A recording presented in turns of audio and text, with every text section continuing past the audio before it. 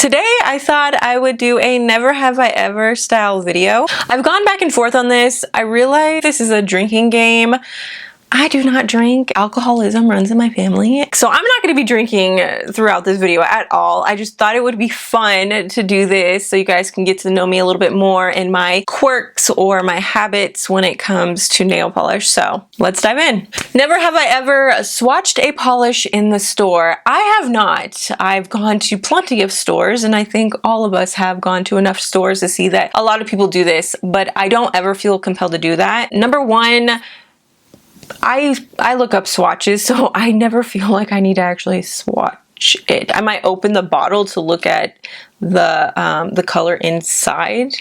Does that make sense? Because sometimes they have like a wrap on it. Sinful Colors has done that, where they have wrapped the bottles. Essie has done that, so I'll open up the bottle, but I've never actually like tried to paint my nails with the polishes in the store or polish the display like a lot of people have done. I just don't feel comfortable doing that. If I'm not comfortable enough to do it with somebody else that I don't know beside me, or even like say a store manager beside me, then I'm not gonna do it. I'm just not gonna do it. Spent more than $20 on a single polish. I have not. I've certainly spent like $17, but I've never spent more than $20 on a polish. I don't think that there's a polish out there that I currently want that is actually worth more than $20. I could be wrong. As I'm thinking about it right now, I can't think of one.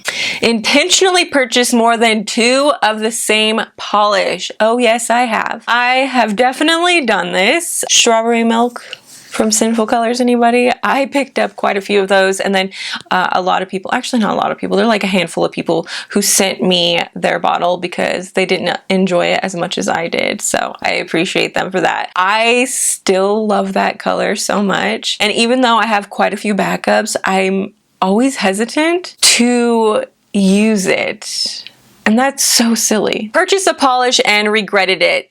Absolutely. I have absolutely done this, and typically it's when I'm in this weird mood where I'm like, oh, let me try a new style. I don't have a polish like that, and then I get it in the mail and I'm like, I'm not in that mood anymore. There's a reason why I don't have polishes like this, because I don't like them. Typically I'm able to stop myself before I hit submit, because usually it's an online order. Sometimes there are some polishes that find their way to me that I just have no interest in, even though I did for a split second. Sold a polish. Yes, I have. Only a handful of them. I've talked about posting polishes from my D-stash up on Instagram to sell. There's something that intimidates me about that. Number one, it is time consuming. I actually started up a D-stash page on Instagram, and there are a few polishes up there right now. I kind of stopped because it is a little intimidating to me. First of all, I don't want to just give out my address to anybody. Also, sometimes I'm like, what is a good price for this? I don't know. I don't know. Drove to multiple stores to find a collection. Yes, Sinful Colors, I am looking at you. They have made it so difficult to find their collections in the past, especially when they were selling them at Walgreens. I wish they would go back to doing that, actually, because I felt like I could more easily pick them up, but they're not selling them there anymore. But when they were, I will say there were still frustrations, because I would have a go-to or a couple of go-to Walgreens, and then sometimes those Walgreens went and get the collection, and it's like, what the heck, Sinful Colors? Or some stores would get them like a month in advance, and other ones would get them like weeks later. It was a mess. Another brand that I've done this with is Sally Hansen, although tracking down their collections is not very difficult. If I can't find them at Walgreens, I'm sure Ulta has it, and I haven't had to put in as much time finding the Sally Hansen polishes as I have done with Sinful Colors. Had a polish dry out because I forgot to tighten the cap. Yes, I have done this so many times, and I typically find that it's when I am stamping. When you're stamping, you're pulling out a lot of polishes to use. For me, sometimes I'm just pulling out some color combinations that I might do with a specific design, and then I forget to tightly cap all of the polishes that I pulled out, not only just to sample to see if I like the color combination, but the ones that I ultimately ended up using. I've ended up with some really dried out polishes, I gotta say, because I don't know, sometimes I am so aloof and it drives me crazy. Purchase a polish that did not have a brush. Yes, what is the deal with this? don't understand. The first time this happened to me, I picked up a Sinful Colors. I think it was like Miss Quick Dry. It was a top coat. When I opened the bottle, initially I thought it was a dropper. And then I realized, no, this is not a dropper. It had the stem, but there were no bristles. I was so frustrated. And actually, I think it's still in my collection. I don't get it. Set an alarm for a release or restock. Yes, I have done this. And it was actually when I was not swatching for noodles and I wanted to make sure that I got the collections. So I would set an alarm and I would wait around for a couple of minutes because of course my alarm was 5 minutes before the actual release time. And I would sit around and I would wait until the launch and I would purchase the collections. Accidentally purchased a polish I already own.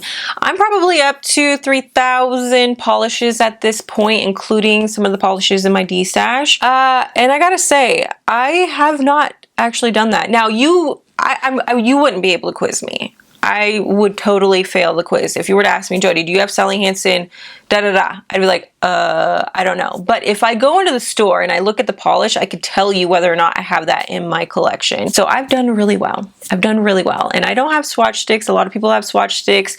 They put them into like a spreadsheet. And I've started to do that and then I quickly gave up because that is a lot of work. Broken a polish. Yes, I have. And it is very frustrating. Thankfully, I broke it on some hardwood floors, so it was easy to clean up. I cannot imagine breaking a polish on carpet. I would be so upset with myself if I did it like that. I did it in one of the first videos I ever posted.